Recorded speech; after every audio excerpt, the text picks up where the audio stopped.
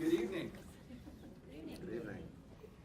And welcome to our International Leadership Forum. I'm Mark Salisbury. I'm the Dean of our college here, the College of Education, Leadership, and Counseling. So it's my pleasure to welcome you to our forum where the topic is building global competency for social innovation. It's also my pleasure to introduce our guest speaker for tonight. And Dana Mortenson is a social entrepreneur and innovator who frequently speaks on the subject of global citizenship and social entrepreneurship. Dana, an Ashoka Fellow, has a deep belief in the transformative power of global education to contribute to peace, justice, and equality on a global scale. In this letter to launch an initiative around a global competency in education that turned into World Savy. Since she has led the organization through extensive growth and expansion, reaching more than 375,000 students and 2,200 educators from 3 offices nationwide. So please join me in welcoming Dana Mortenson. Thank you very much. Yeah, thank you. Hi, everybody. How is everyone tonight? Do I need to turn this on? Am I good? I've got a lot of equipment on my rear, so it may be a little awkward, and I like to move around a little bit. So before I get going, how many of you have heard the term global competence? Does it mean anything to you? Have a sense of it? Heard it used? Okay, a decent number. I like to know what I'm up against. So I'm excited to be here to talk about the intersection of global competence and innovation. This has been a huge part of my own professional life and my own path and journey as a social entrepreneur. So it's exciting to be able to talk about it with you all here tonight. And to set a little bit of context about my own path, I wanted to tell you a personal story about why this became so meaningful. So this is my friend Madiha Murshid. She is a Bangladeshi Muslim who grew up throughout the Mideast. She ended up going to high school in Singapore, and she came to the US to attend college. I met Madiha in graduate school in the year 2000 when we were both studying economic and political development. And from the moment I met Madiha, she had this effortlessly global worldview. She was able to make connections between history and contemporary events really easily. She could sort of be in any environment from people of any background. She seemed really at home in the world. And so we developed this very close bond. We were also the daughters of educators. And so both of us had a deep belief that education was the bedrock of any thriving society. And so through the year, despite having pretty different upbringings, we became extremely close. And in the fall of the second year of our graduate school education, we woke up on September 12th to a world that was irrevocably changed from the events of 9/11 and terrorism, acts of terrorism. So as the world worked to lift one another up and mourned and grieved, there was also a darker narrative at work in and around New York City, which is where I'm from. And that was a xenophobic backlash that was affecting people like my friend Madiha because she was Muslim. So she was kicked in the shins on the subways, she was spit on, she was called a terrorist, shouted at in the streets of New York, in a city that was home to me for so long, that we both loved. And it was the first time in my life that I had such a close relationship with someone who was so personally and deeply affected in such a hateful way, just because of who they were and what they looked like and where they were from.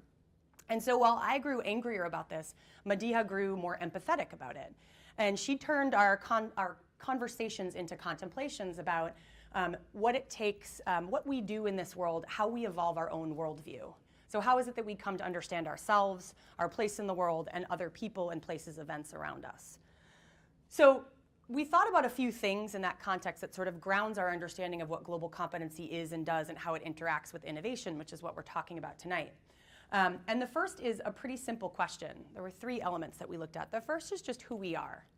So just looking at the demography of the United States, if you look at 1970, you see a population here in the US that's 88% white. Most of the other ethnic and cultural groups that are now thriving in this country were too small to be measured from census data at the time. So flash forward 40 years and look at 2010. And that white population diminishes a little bit to 75%, and you see some growth among other groups. So let's advance less than 40 years from now to 2050 and look at the makeup, and you see an incredibly dramatic shift. So in my lifetime, we will have gone from an 88% white population in this country to less than half. So for the first time, by the year 2042, in the United States, no one ethnic or cultural group will represent a majority. And I should say for the second time. because Native Americans were here first. So, but if you think about the implications of that and what it means about how we're living together and working together and what it means in our own communities, that is a pretty amazing demographic shift. How we relate to one another, how we understand each other's perspectives is all shifting really rapidly in this new global environment. So if population statistics seem pretty far away and not so sticky, I'd ask you to consider a very local issue. So in 2008, there were, the Somali population in Minnesota was one of the largest outside Somalia. And there happened to be a lot of Somali cab drivers. And based on religious beliefs and preferences, they expressed a wish not to pick up seeing eye dogs, to bring dogs into the car. But at the same time, ADA regulations prevented discrimination against persons with disabilities. And so for the first time, you sort of had a community that was looking at two rights that were in conflict. And they had to make choices that had no clear right answer.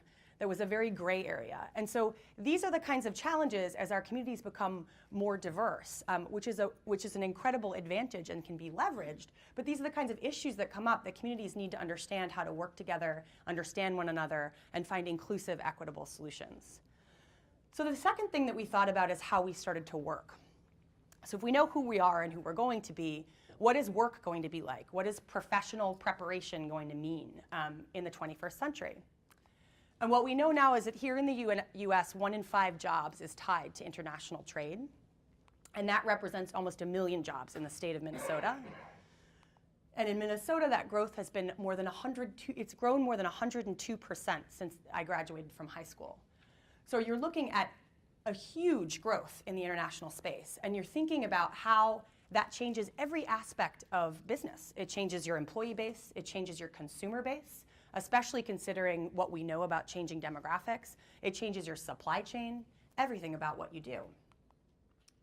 So if that seems a little far removed, international trade, think about the very pedestrian ways that you interact with a global marketplace every single day before you even arrive at class. So if you've had a cup of coffee today or you've used your iPhone, you are inextricably linked to a global economy. In 2012, more than 90% of the products, the 170 million products produced by Apple, were produced overseas. And the cup of coffee that you drank today was produced by a network of 25 million workers, 90% of whom are in the global south.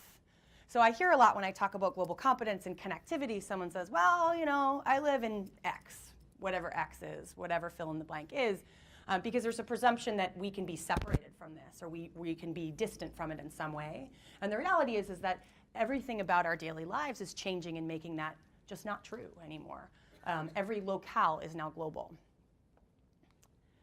So if you also consider a really big part of manufacturing is managing your supply chains, which we're so dependent on supply chains in manufacturing, but they're also some of the most volatile, some of the most risky.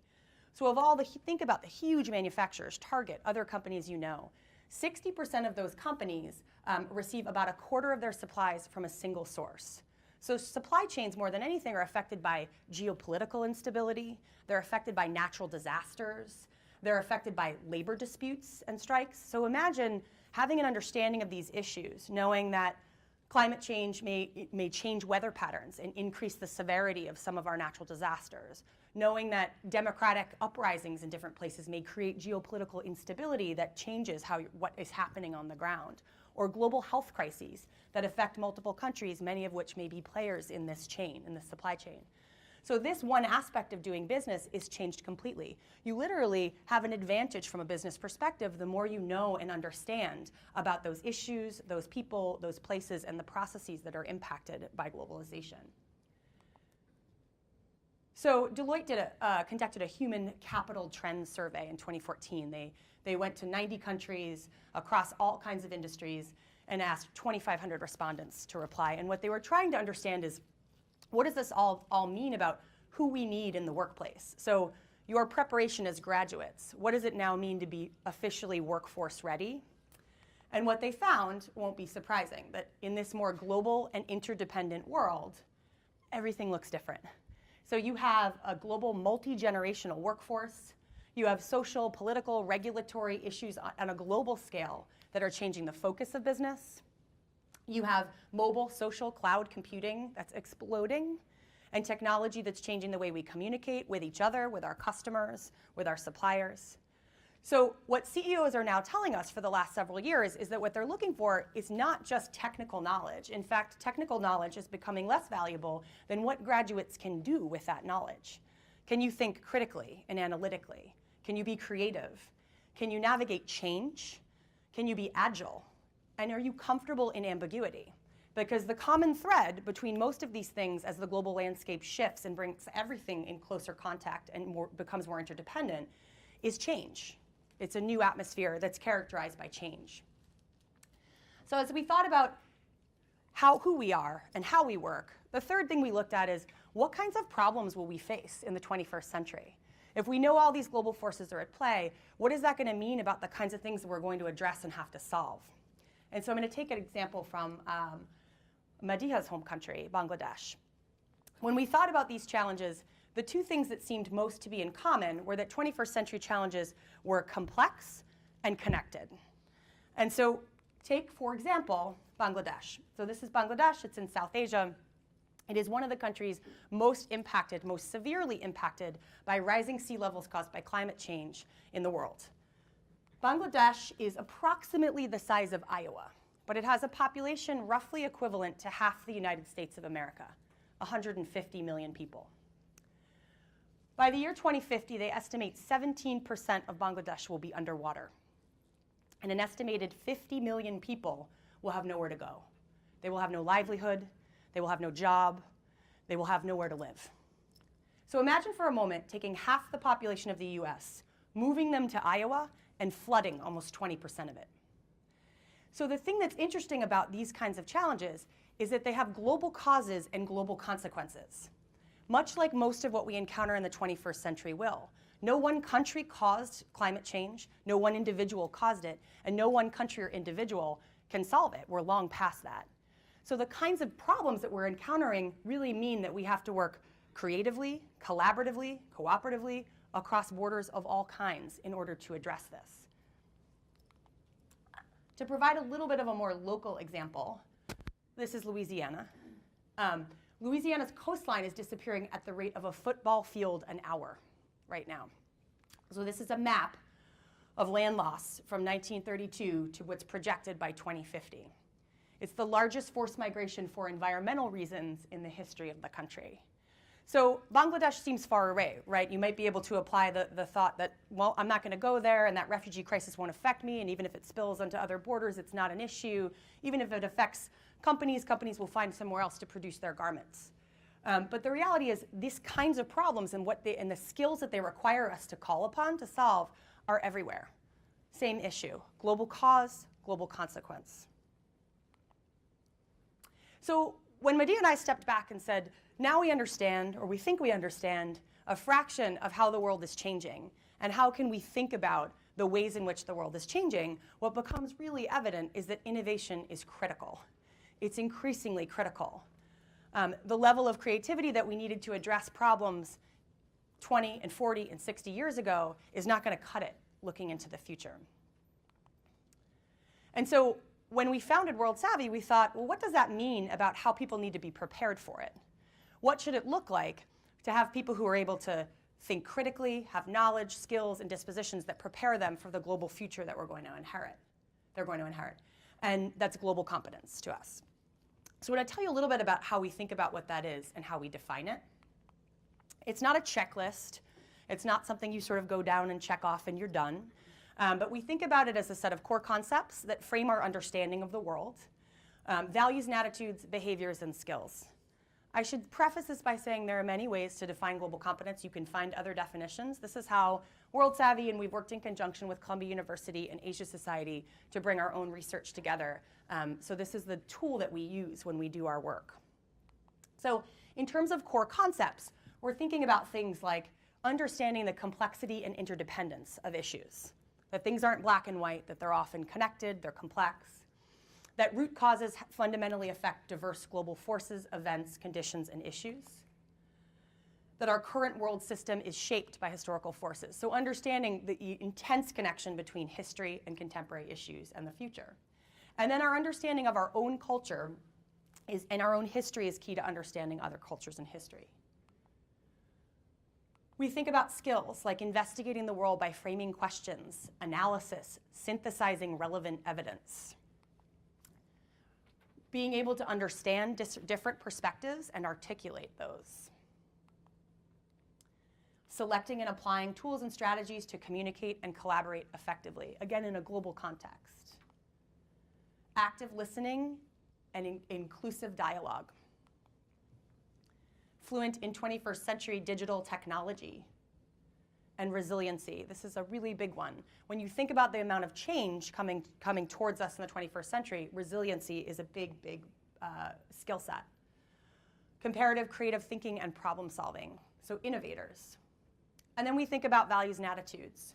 Openness to new opportunities, a desire to engage with others, self-awareness about identity and culture, sensitivity and respect for differences, valuing multiple perspectives. So not just being aware that they're there, but actually valuing them and engaging in conversation and part of decision making. Comfort with ambiguity and unfamiliarity, of which there will be a lot in the future. A reflection on the context and meaning of our lives in relationship to something bigger. Questioning prevailing assumptions. And being able to be adaptive. And empathy and humility. These are big ones, and I'll talk about them a little bit later in some of the case studies. And then finally, behavior. So pulling together these skills, these values and attitudes to be able to actually have it influence how you are in the world, who you are in the world. That you're seeking out and applying an understanding of different perspectives to problem solving. So the way I like to explain this is, it's one thing to understand that you're at a table and that other perspectives might exist on an issue. And then the second step is to actually value those perspectives. The third step is to be sure that they are included in the conversation. So these things work holistically when we look at global competence to create a more full picture of what it looks like. That your opinions are based on exploration and evidence, continuous learning and reflection, shared responsibility and cooperative action. I mentioned some of the kinds of problems that we'll face. This is definitely something that's required. That you're sharing knowledge and you're encouraging discourse. You're translating your ideas and concerns into collaborative actions with an emphasis on improving conditions. And you're approaching thinking and problem solving collaboratively. So with all this in mind, I want to take a look at a couple of case studies that look at global competence and innovation and when perhaps some companies have tripped up in this way, and then some examples of where global competence and innovation have worked wonders when they've been intersected. So Procter & Gamble is the first example. Procter & Gamble used a commercial in Europe that was very popular there, and a commercial in Japan that had been very popular in Europe. And the commercial depicted a woman in a bathtub with her husband coming through the door and touching her on the shoulder.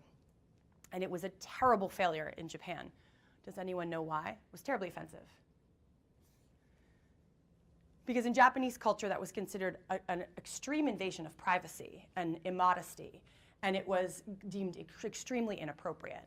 Procter & Gamble had no context for that. They had no cultural competency to understand how that might be received, and so naturally that was pulled.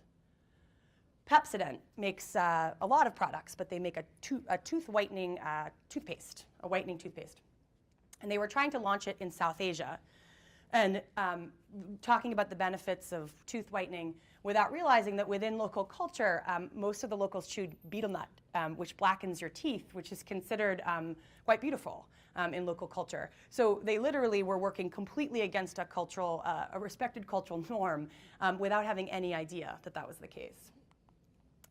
Umbro, if anyone grew up in the age that I did, they made a lot of soccer shorts then. But they're a British apparel company, a sports apparel company. And they tried to launch a new shoe, and they did that in Britain, and they named it after something without knowing it called Zyklon. That is the same name of the gas that the Nazis used to exterminate Jews. So no understanding of the historical context or the knowledge around that. And so these companies, obviously these are blunders that are just really not understanding the customer base, but also having no understanding of history or connection to cultural norms or what may be appropriate or accepted in those regions. So, oops, before I go to the slide. I want to show a couple of examples of the reverse. So this is a video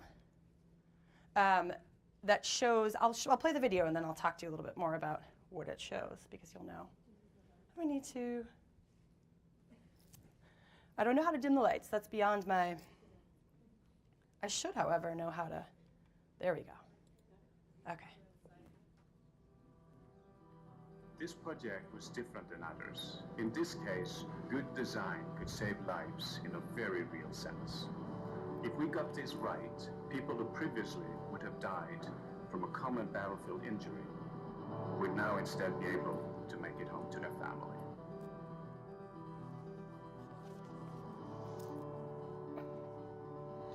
Junctional bleeding is now the most common cause of preventable death on the battlefield. What we came up with is called the junctional tourniquet. We were basically asked to invent something that could stop bleeding in a very hard-to-reach area around the pelvic region. The concept of a junctional tourniquet really is old.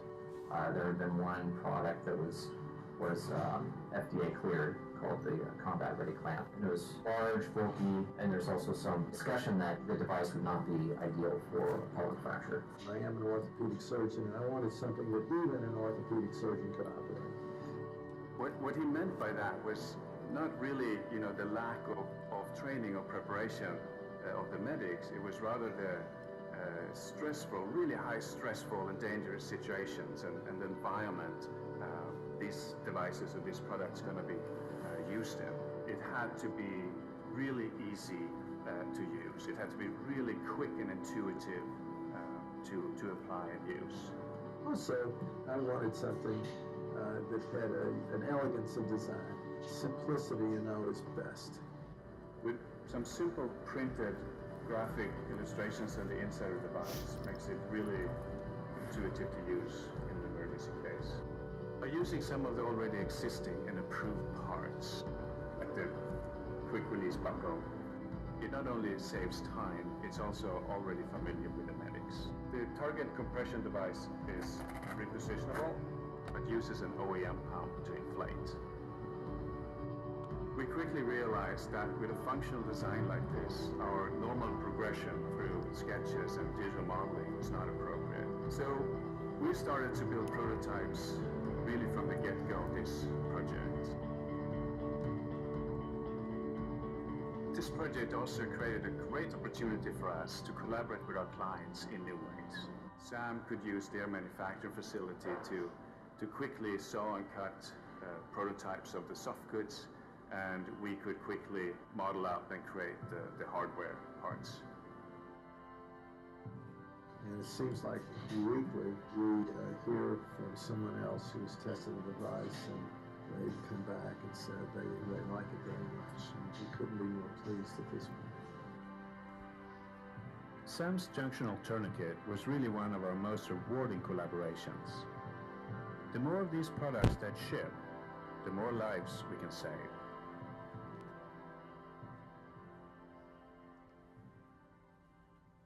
So Zipa is a design and innovation consultancy. They're based in Portland, but they have offices around the world. And they work with clients of all sizes, from small startups to governments to Fortune 500 companies.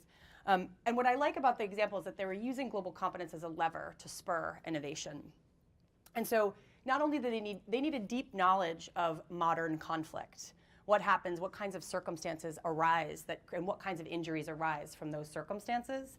They also needed to be able to work collaboratively with lots of partners to be able to leverage expertise across borders and in different ways. And so they needed also to be able to understand that given the circumstances and where it was being implemented, that there had to be a degree of simplicity, that anyone needed to be able to use this quickly and efficiently and effectively. And in doing so, they've created a product that saved lives. So when you learn more about Ziba, and it's a company I am fascinated with because they're really sort of rooted in design thinking, empathy is one of the really critical things that they employ when they think about designing innovative solutions to global problems. So they talk a lot about their work. They go to Mumbai to do laundry with housewives there when they're trying to figure out how to create a solution for them. They've gone to Berlin to ask DJs about how, their record collection so they can find solutions and design different things that apply to that sector. So it's not about going to people and saying, tell us what you need, but understanding them and their reality and their perspective enough to be able to provide something of use. and giving them lots of voice in the process. So that's a good example of using global competency as a lever. The second case I want to take a look at is called Give Directly. Oops, no, I will This not. project was different than others.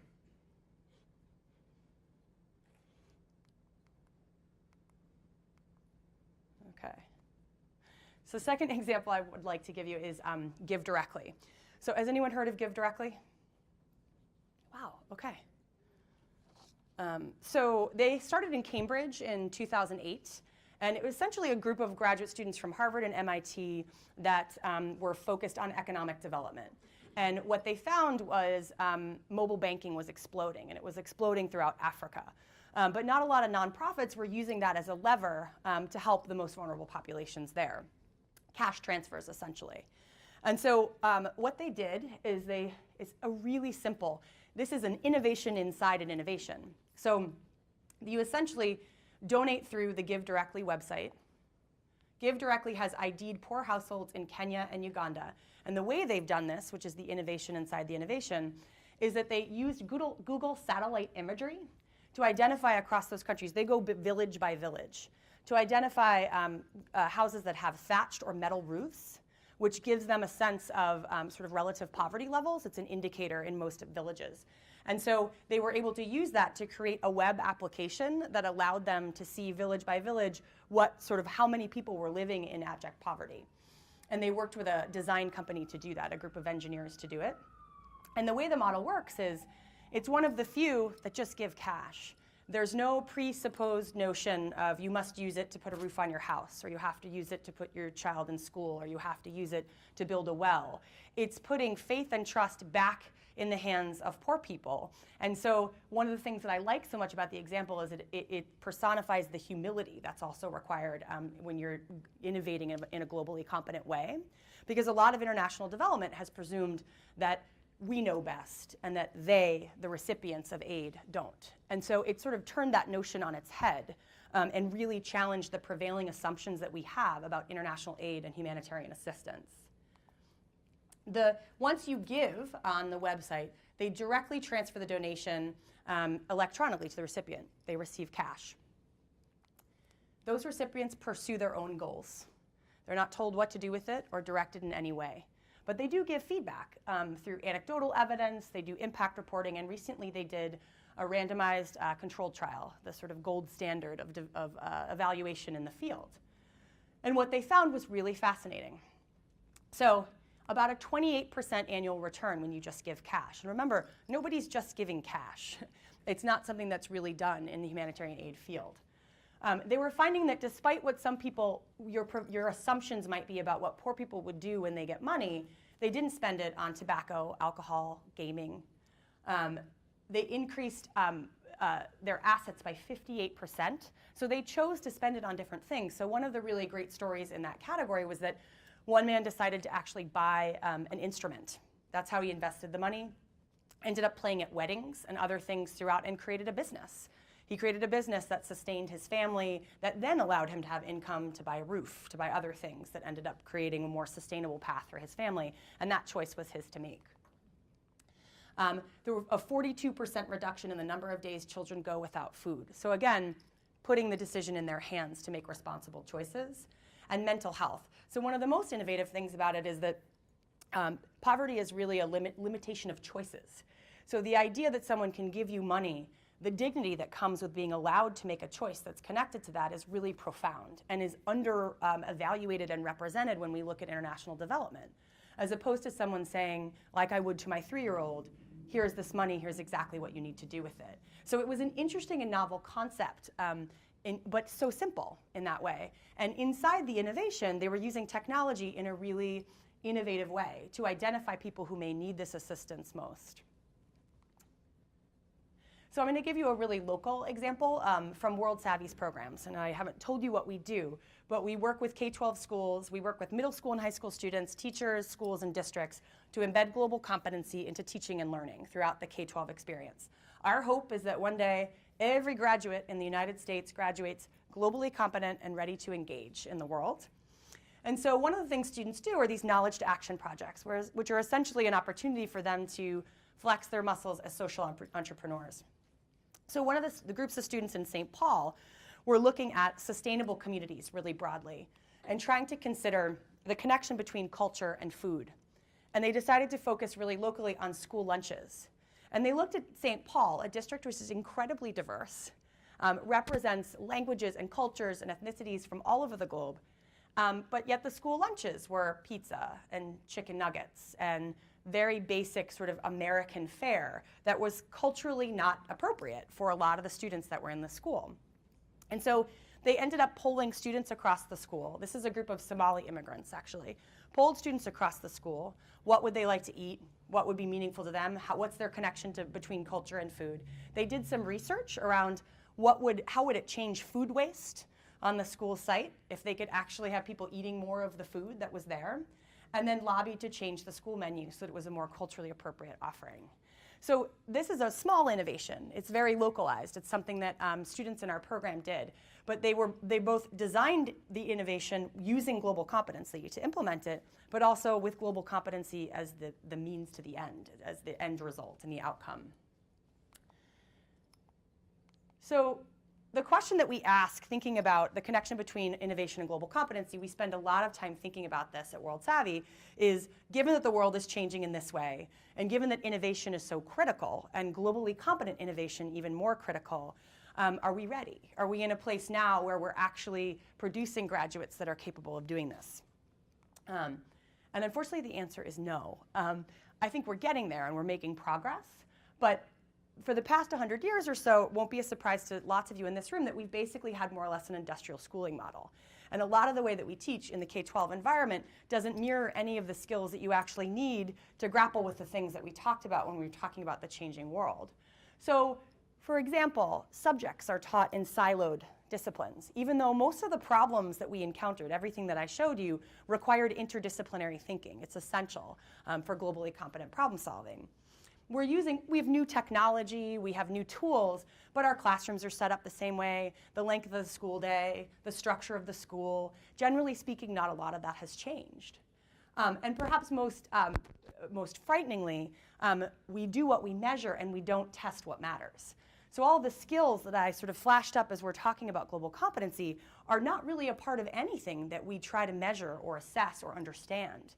And so we're building generations of good test takers, not problem solvers, which is a huge, huge challenge. It will affect our security as a country. It will affect our economic vitality. It will affect everything about what we do. So at World Savvy, we spent a ton of time being very worried about that.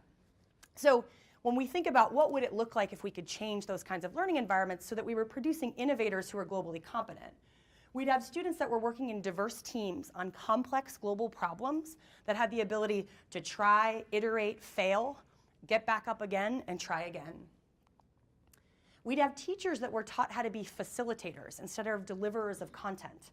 Since you can access content everywhere, the barriers have come down completely. Students now entering kindergarten are digital natives. They can answer a question using Google by the time they get to the classroom door that we needed to go to the library or ask our parents or ask someone else in the neighborhood to do. And so bringing down those walls means that teachers actually need to understand how to facilitate learning and allow students to be the drivers and take ownership over that process. And then finally, we need to test what matters. We need to figure out a way to place a premium on understanding how do we actually gauge whether we're developing problem solvers and innovators, because we don't need test takers in the 21st century. So with that, I want to take some questions. I hope there are some. I don't think I went over time. Deborah, am I okay? Okay, great. And I have a couple more slides in case questions in this department come up. But what's on your mind? Yes? So just briefly, picking up on what you just talked about last, is we talk a lot about globally competent students, but I'd like to hear how your organization works with globally competent and developing professionals that teach those students. Yeah. So, and also too, how it gets embedded over a long term instead of just a one-off experience Yeah. there, because it's a lifelong learning process, right? Absolutely. Yeah, it's a great question. And so we have a variety of programs. Some are youth programs, some are professional development for teachers, some are district partnerships. Every single one of them, the teacher is the agent of change. So your point is very apt because global competency isn't a weekend workshop. You know, you can't sort of show up on a Saturday and leave and say, wow, I feel completely globally competent. I need to do nothing else to explore this concept for the rest of my life. It's about continuous learning and sort of a development that's over a long trajectory. And a lot of that professional development is not, here's a piece of curriculum you can teach. A lot of it is starting with personal, sometimes difficult issues around identity and bias and things that how we perceive the world, how those things impact how we're treating other people, how it impacts our expectations of the students that come in the classroom. A lot of that work with individual teachers, but also with districts, is trying to shift the narrative away from deficit-based language around diversity.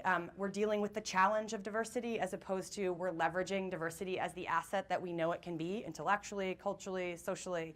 So you'd be surprised how much of that work and the professional development really sits in that space of having people come to their own realization of, wow, I had these assumptions, these bias, this is how it was impacting how I was or was not using the students in my classroom as assets in their own learning.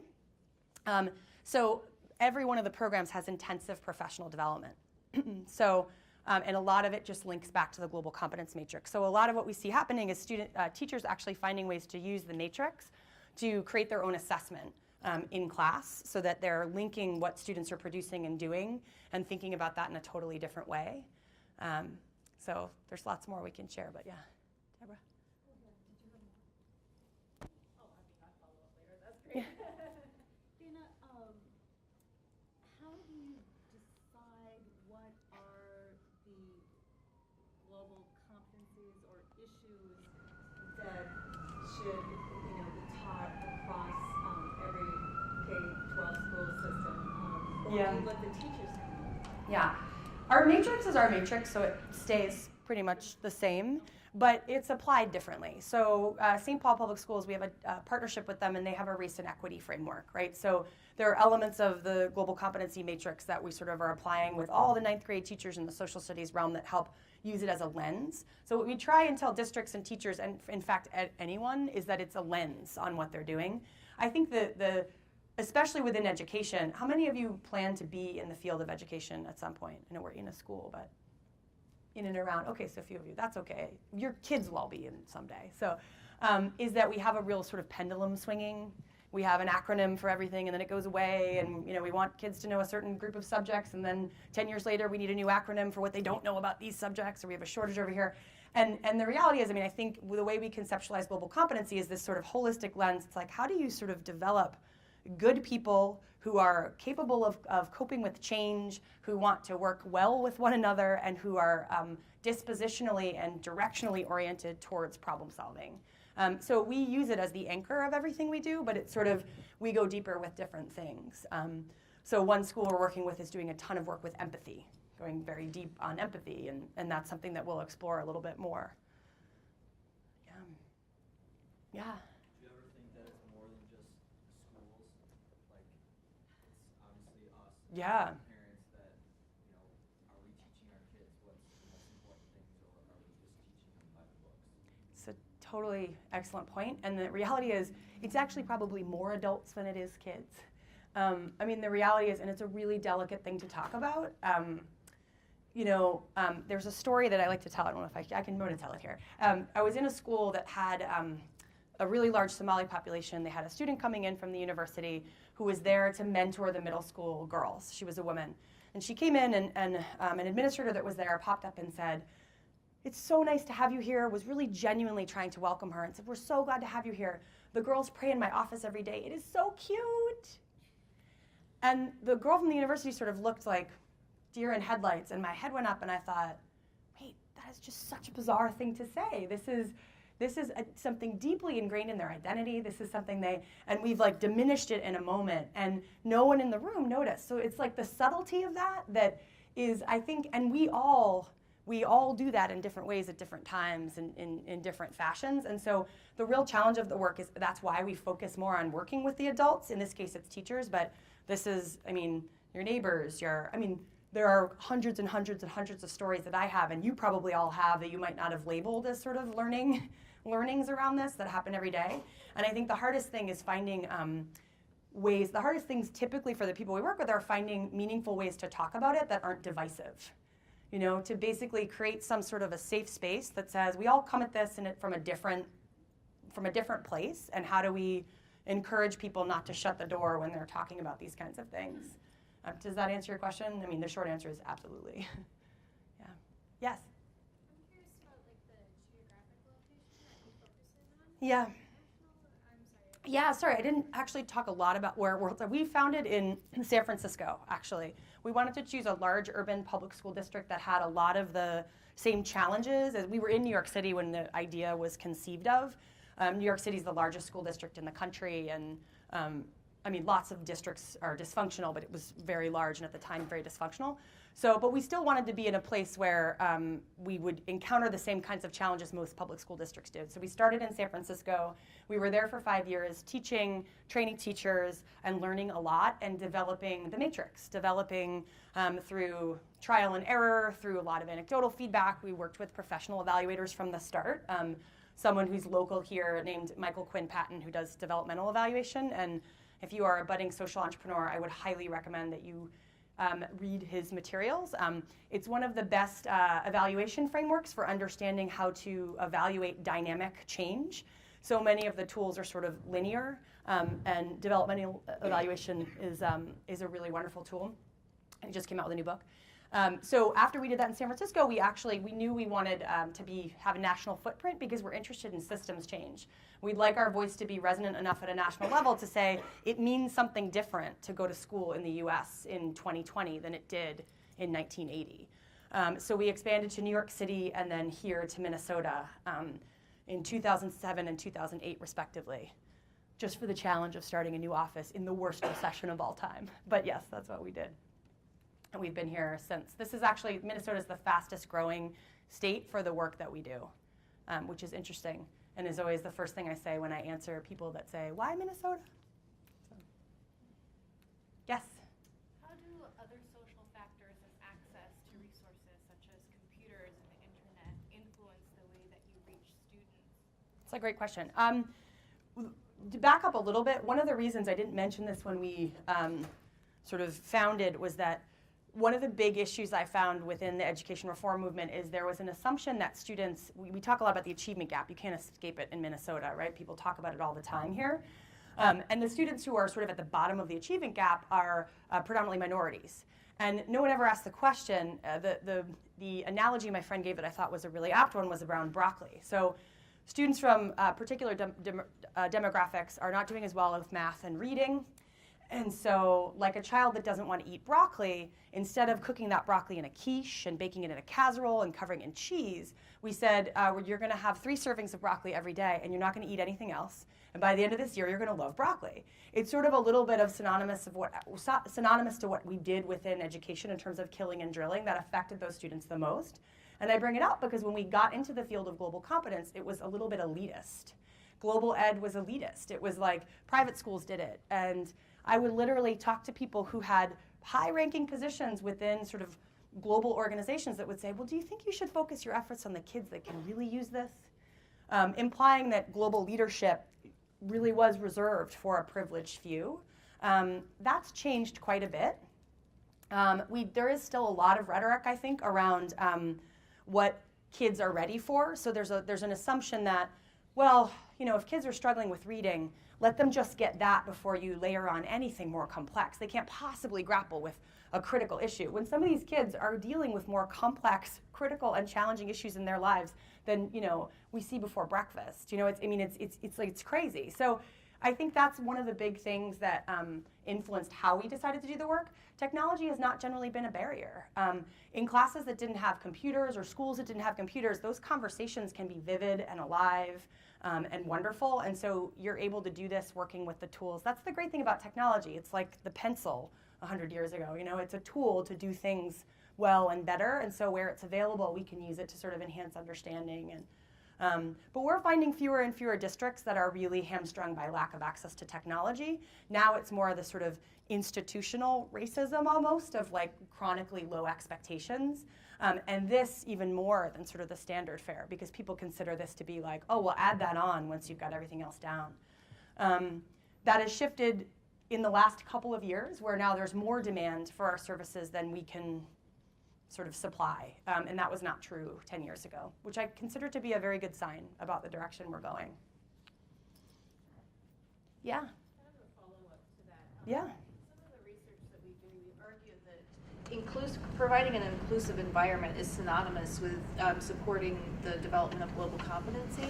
So what I'm curious about is if you've done any research that would suggest that by providing this more inclusive environment and the way in which faculty, or I should say teachers, interact with the students, if that has actually, obviously you hope it develops global competencies, but does it also have effects on, let's say, reading, math, scores? I mean, because they're feeling more included in the environment, engaged, etc. Yeah, absolutely. So where we see the biggest, we sort of frame all that under engagement. So we see a lot of changes in attendance, in students that are vocal in class, students that actually complete work. We have not made an attempt to link it specifically to academic achievement, and here's why. Because that's not what we do, and that's not the only reason it should matter. So we find that there's a correlation between between what we do, our engagement, and academic achievement, and it doesn't take a genius to think that. You do better at things you're very engaged in, right? I mean, that's sort of, if you take a class you hate, you're probably not going to do well in it. So we find a lot of progress in that space, but we're pretty careful about the contribution attribution. We contribute to academic achievement, but it's not our ultimate goal. Because at the end of the day, I don't actually think the tests that we're preparing students to take show anything meaningful, right? So, That's the other thing too. Yeah. Is how you're measuring it. Right. I would argue you should measure something different, like problem solving or more complex. Right, which is what we do in our programs, right? So what we're trying to do is share that knowledge and data, and we use mixed methods. So we do, we do surveys, but how many of you in this room, if I was like, how would you evaluate empathy? It's really hard to do, right? How would you do that? Would you say, well, my colleague seems to understand my feelings, or would it be peer? Would it be my observation of you, sort of in your, I mean, it's tough things to get at. So we use mixed methods to try and, a lot of it's qualitative, but there's a lot of ways you can actually make that data quantitative as well. Does that answer your question? Okay. Any other lingering questions? Yes? Sort of a follow-up to that, I think. You mentioned that you don't measure academic performance, but have you noticed when applying these techniques in the relative performance of the kids? So Yeah. do the top kids tend to perform better?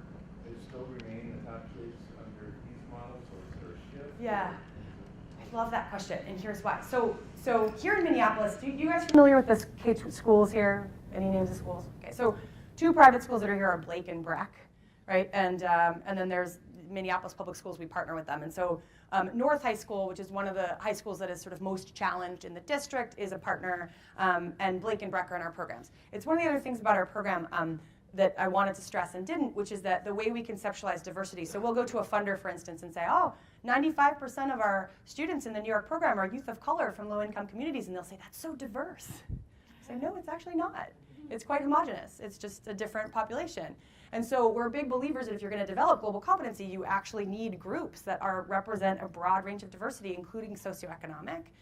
Because students from North High School felt the degree of exclusion.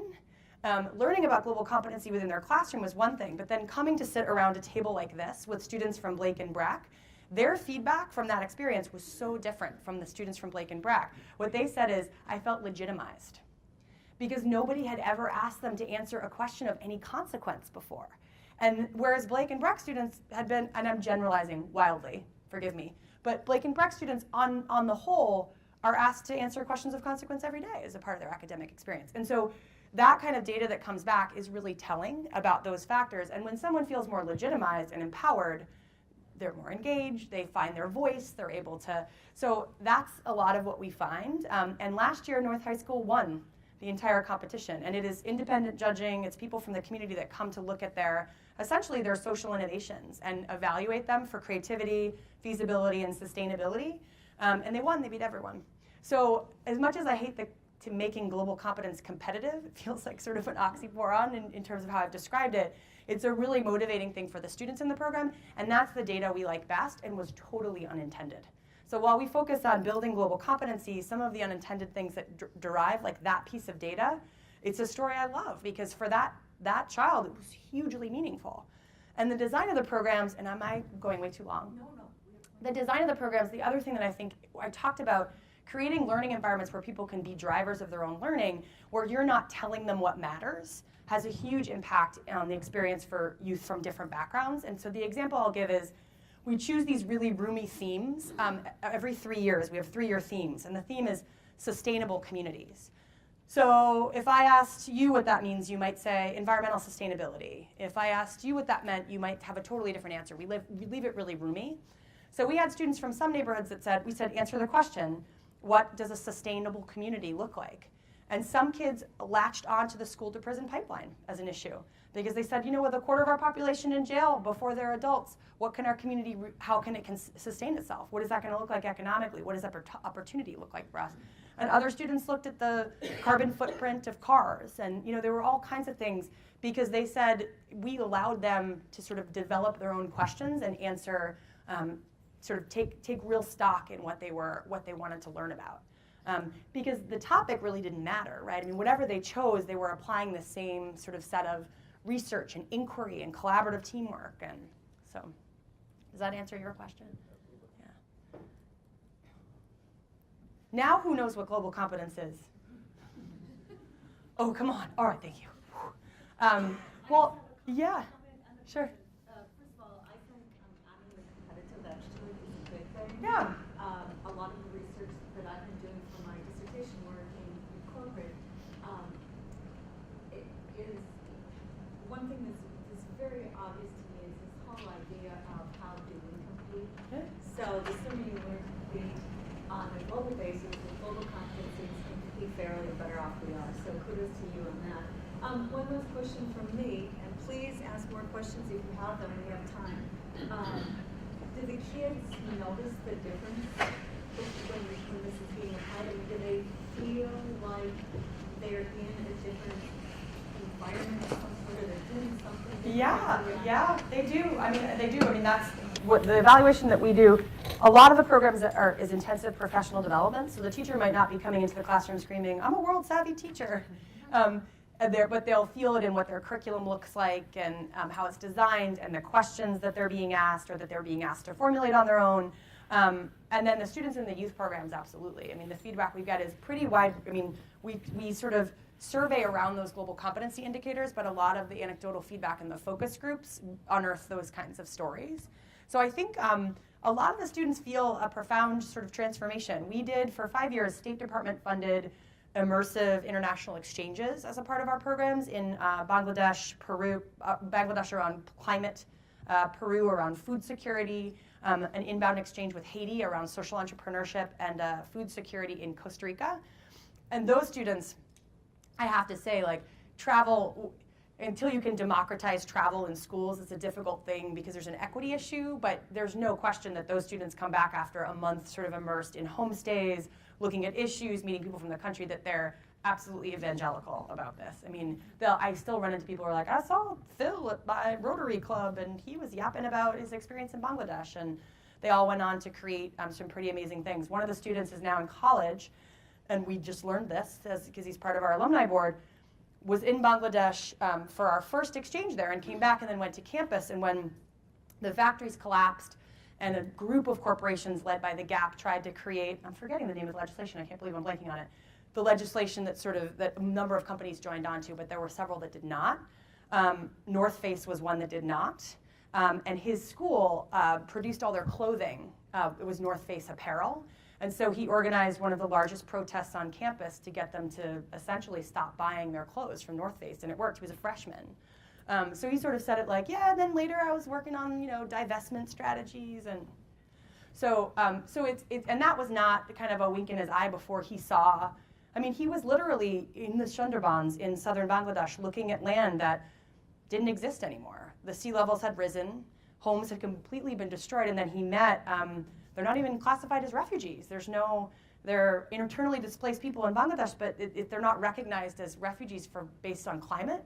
And so he had conversations with them where they're like, who do you blame? What do you say? What do you do? It was intense for him. So that's, some of the things that happen after, but I think that's a transformation on this end of the spectrum. But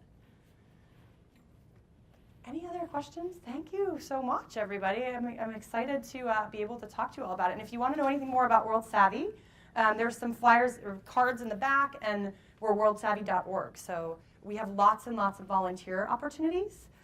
All of these students that are doing these projects that I talked about convene, maybe at St. Thomas, we don't know, at a university in the spring in May, and then we bring in volunteers like you guys to work in teams to actually evaluate their ideas, and then we give mini grants. Yeah, those flyers back there, thank you. So please be in touch if you want to be involved in any way. We'd love it. And thank you.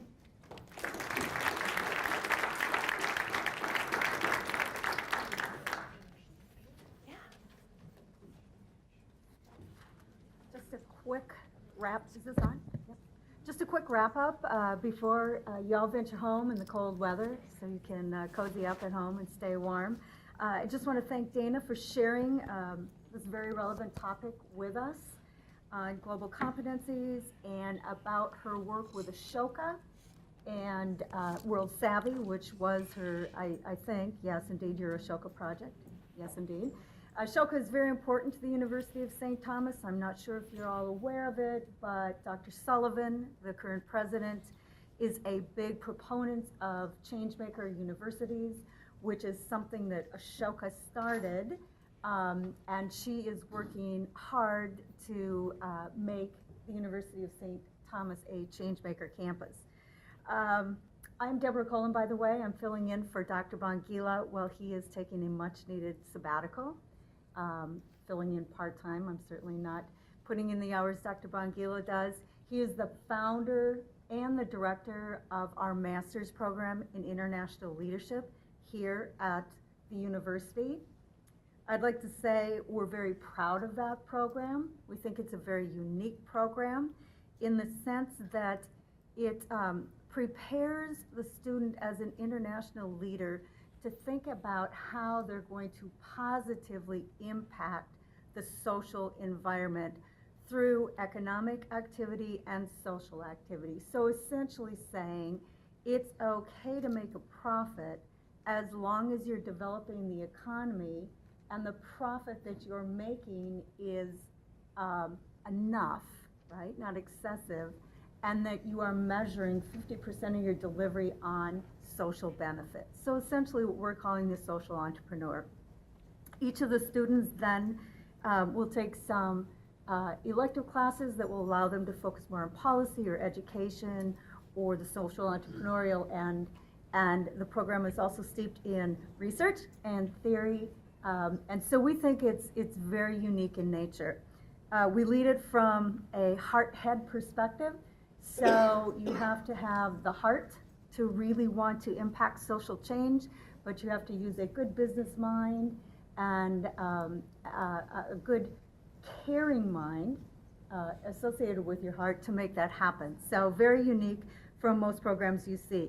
There's some information on the back table. Please take some and just check it out. Check our website. Should you ever be looking for a master's program, you might want to check ours. Or as people involved in the social entrepreneurial community, think of ways that you might want to work with the master's program. We're always looking for internship opportunities. We're always looking for speakers. We're always looking for ways that we can get our students involved in the social entrepreneurial community from every angle possible to give them more experience and to share with you the expertise they're gaining at St. Thomas.